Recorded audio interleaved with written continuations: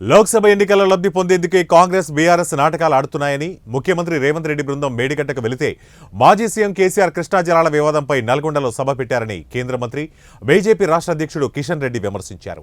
ఆ రెండు పార్టీలు ఎన్ని గిమ్మిక్కులు చేసినా దేశానికి మోడీనే ప్రధానిగా ఉండాలని తెలంగాణ ప్రజలు కోరుకుంటున్నారని, ఈసారి రాష్ట్రంలో మెజారిటీ లోక్సభ స్థానాలు బీజేపీకే దక్కుతాయని విశ్వాసం వ్యక్తం చేశారు. మేడిగడ్డ డ్యాంలో ఏం చూడడానికి వెళ్తుండో ఈరోజు ముఖ్యమంత్రి గారు చెప్పాలి. Just political drama, just political visit.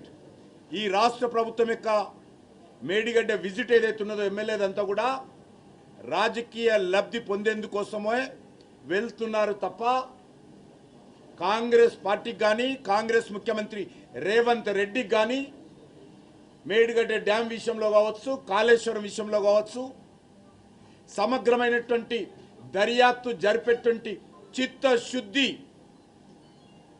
Revanth Reddy కానీ కాంగ్రెస్ పార్టీకి కానీ రాహుల్ గాంధీకి కానీ లేదు. 2 నెలల సమయం కాంగ్రెస్ పార్టీ వచ్చిన తర్వాత కూడా మేడిగడ్డ డ్యాము విజిలెన్స్ దర్యాప్తు ఆదేశించామని చెప్తున్నారు. విజిలెన్స్ ఏం చేస్తుందో చెప్పాల్సిన అవసరం ఉంది.